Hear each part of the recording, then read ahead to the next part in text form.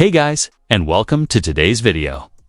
Today, we're heading up to Michigan, where we have a particularly infamous sovereign citizen who was recently caught driving under the influence.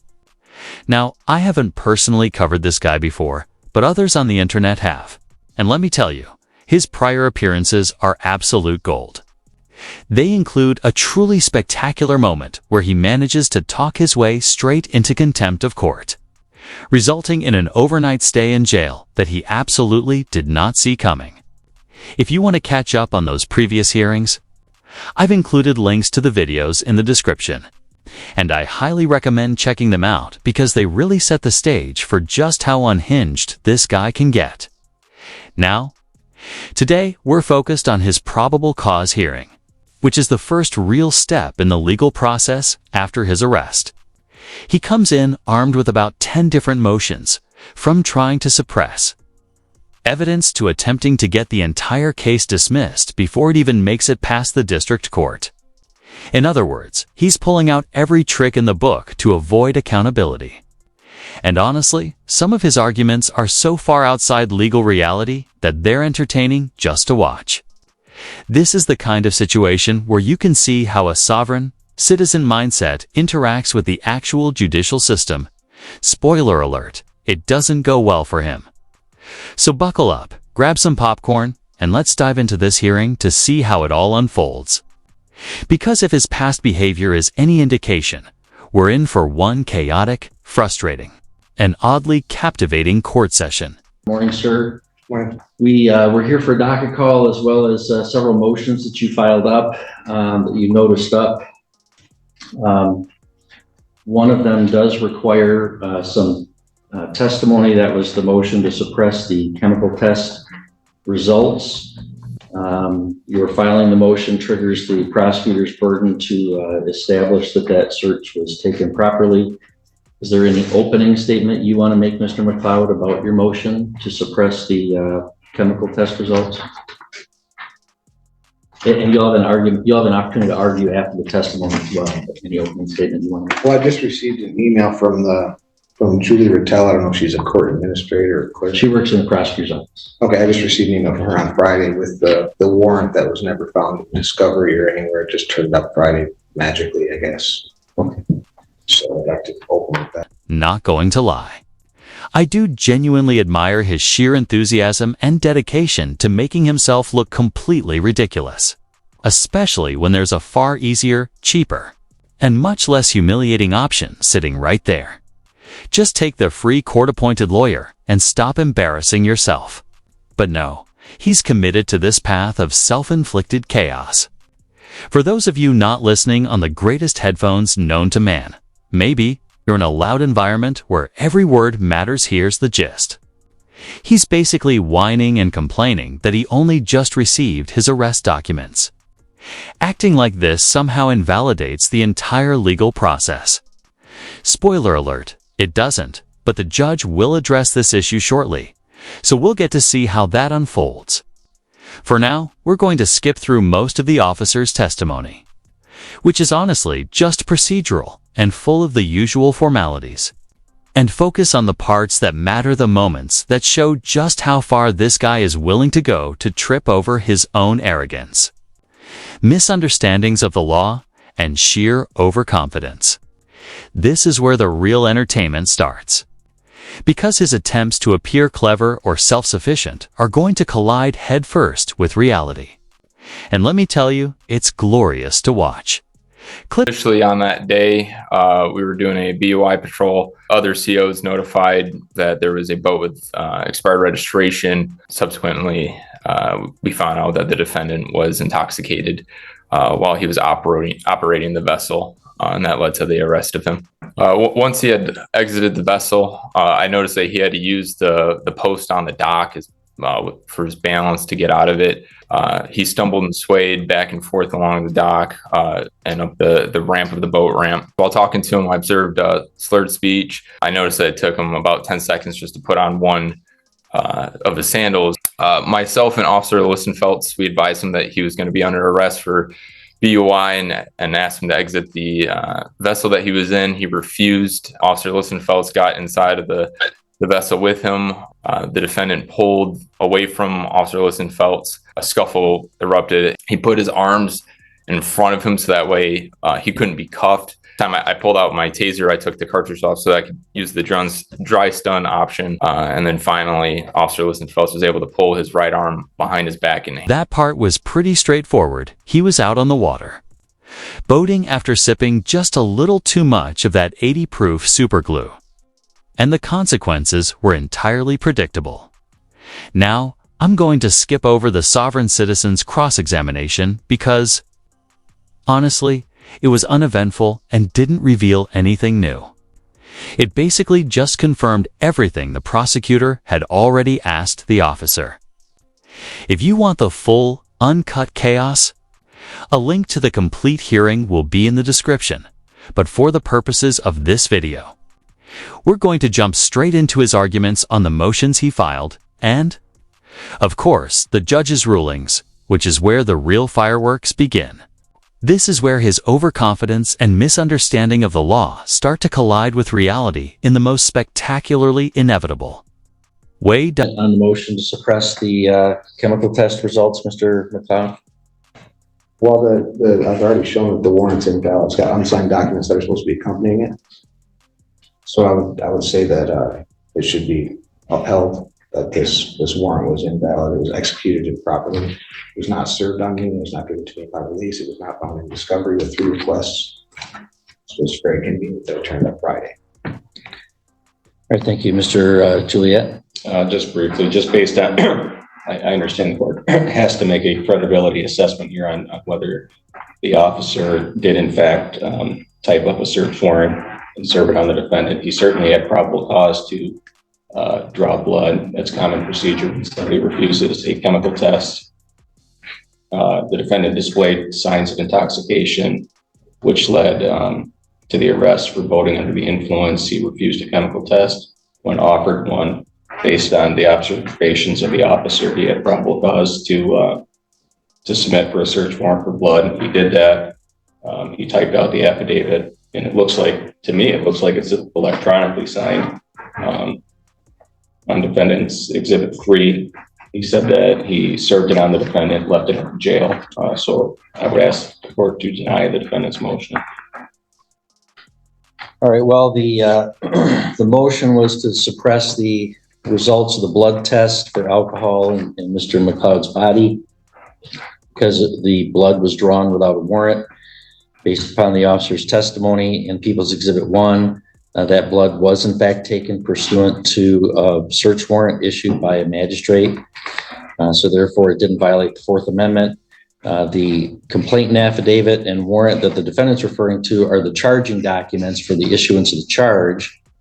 That doesn't have anything to do with the drawing of the blood.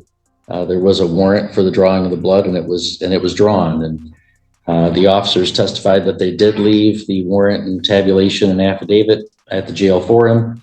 Whether that got to him or not is frankly immaterial. Even if it didn't, that doesn't invalidate the action of drawing the blood. That would violate the Fourth Amendment if it was done without a warrant, but it was done with a warrant.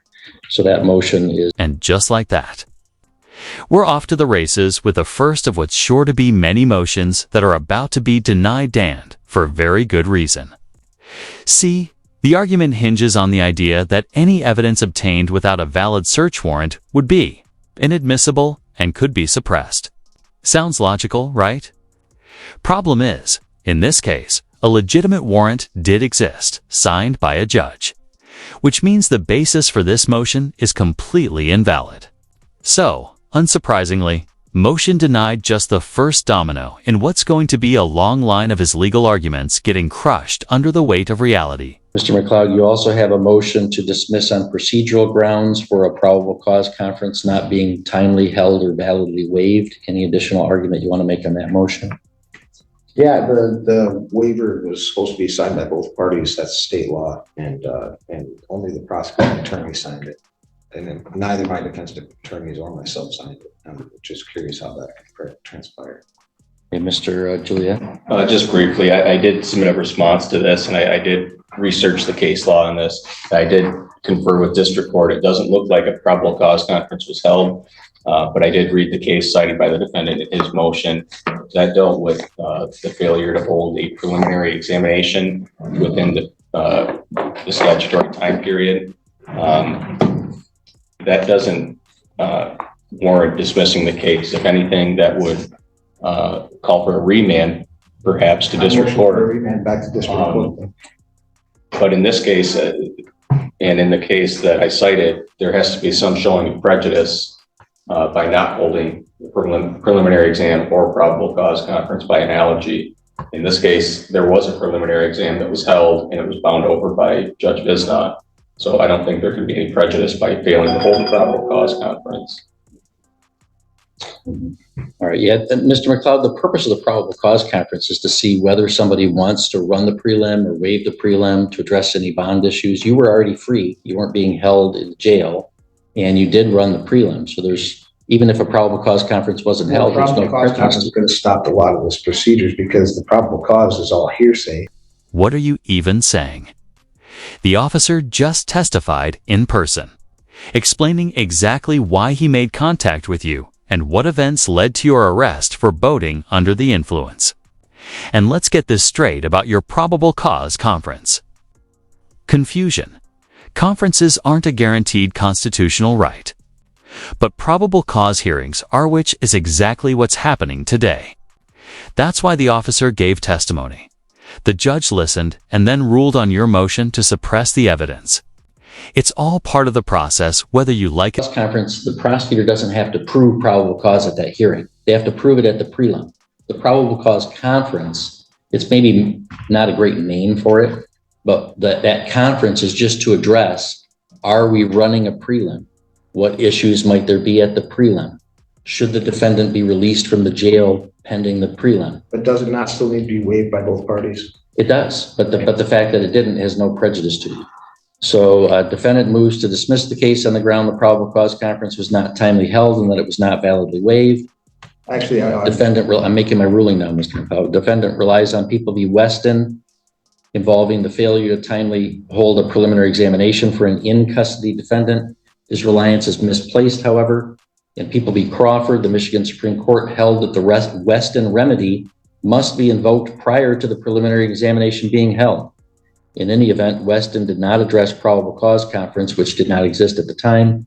The probable cause conference is to address possible plea negotiations, bond matters, and the scheduling of the preliminary examination. Defendant has shown no prejudice, even if a probable cause conference was never held and not validly waived. Moreover, defendant exercised his right to the preliminary examination. Dismissal is an extreme remedy, and defendant has not shown that it is warranted. Accordingly, his motion to dismiss is denied. You say exercise my right to preliminary. Wasn't that kind of a forced situation under duress and threat of arrest? No. What you're doing here is exercising your right to a preliminary hearing. This isn't optional or some favor being granted. It's a guaranteed right under the law. In fact, this is exactly what you've been arguing for the entire time. So there's no reason to feel like you have to accept it under threat, pressure, or duress. You're entitled to it, and the court is obligated to provide the right to have a prelim, and you exercised it. So you exercised a right, and it was held. So there's no harm to you. You exercised a right. All right. Now you filed a second motion to suppress based on lack of sufficient basis for law enforcement officer to make contact. I'm not entertaining oral argument on that motion. It's just a repeat motion. Defendant moves to suppress evidence and dismiss the case based on a lack of sufficient basis for the law enforcement officer to make contact with him and a lack of evidence of his intoxication or impairment. This motion essentially raises issues that were argued in defendant's first motion to suppress. As explained previously, the officer had legitimate grounds to approach defendant based upon his observation of defendant operating a marine vessel with expired registration. Upon initial contact, the officer detected signs of impairment. Therefore, both his initial contact and his investigation were entirely lawful. Accordingly, defendant's second motion to suppress is denied.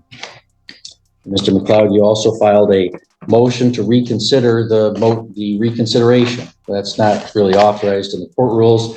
I'm not entertaining oral argument on that. Defendant moves for reconsideration of this court's recent order denying his motion to reconsider this court's denial of his motion to suppress evidence for an allegedly illegal police conduct. Well, that's a first for me. A motion to reconsider, a denied motion to reconsider, a denied motion to suppress the evidence. Essentially, you've got it wrong the first time. And when the judge told you to go back and review it again, you've got it wrong a second time. Now he's asking you to go back and examine how you handled it the first 2 times, and, please, get it right on the 3rd try. It's like a legal version of try, fail, try again. But pay attention this time. Moving party, defendant bears the burden of demonstrating a palpable error by which the court and the parties have been misled, and that a different disposition must result from correction of the error. Moreover, a motion for reconsideration which merely presents the same issues ruled on by the court, either expressly or by reasonable implication, will not be granted. Defendant essentially raises the same issues that have already been briefed and argued. Defendant has failed to meet its burden of demonstrating a palpable error.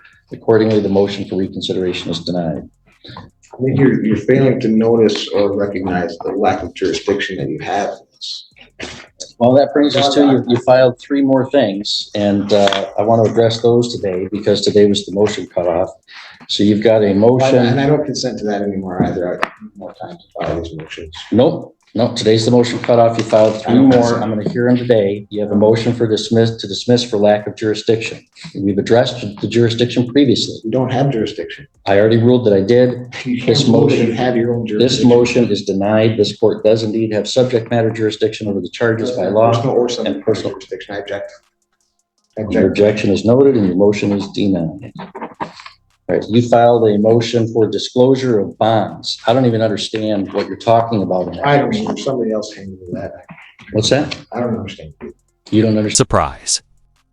Surprise, he doesn't understand the nonsense he pulled off the internet that didn't make any sense to begin with.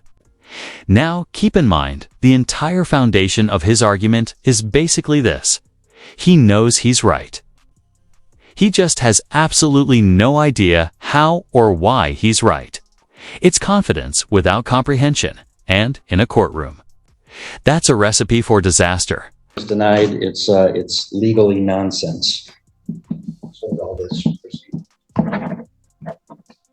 And Mr. McLeod, you're filing. I mean, I'm letting you represent yourself, and you're filing motions that you're telling me today you don't even understand. That's not a very responsible way to proceed. There's also a motion to recognize your subrogation rights. I have no idea what you're talking about. Do you? Can you explain it to me? It's not necessary. That motion is denied. It again is legal nonsense. This guy over everything. Because he's literally over the top with every motion he files, treating the courtroom like his personal suggestion box. But before we wrap up, the judge had one final last-minute motion to consider and, unsurprisingly, had to deny it. It's like watching someone insist the sky is green and then get a polite, but firm no from reality. To stay the court while I leave to bring this into the Western District Federal Court where it's supposed to be held. There's questions that you're answering and having opinions on that you don't have the jurisdiction to have answers. I brought that up in several motions and you keep claiming that you do.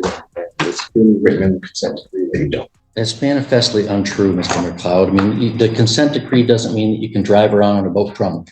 And if the police catch you doing that, that comes in state court. It doesn't come in federal court. Aren't you supposed to be an unbiased participant? I am unbiased. You may not have been drunk. That will be for the jury to decide.